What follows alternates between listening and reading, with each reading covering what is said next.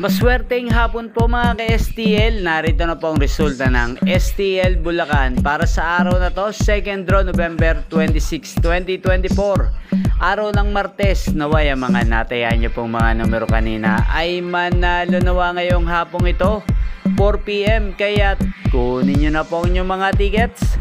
Narito na po ang resulta.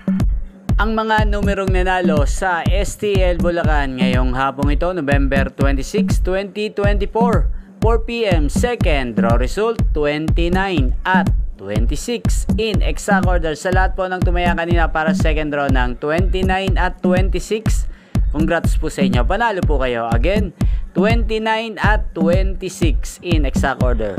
At ngayon, shoutout po natin sa STL Bulacan si Kuya Cedric. Kuya Cedric ng Bulacan, shoutout po sa iyo, naway nasa maayos po kayong kalagayan.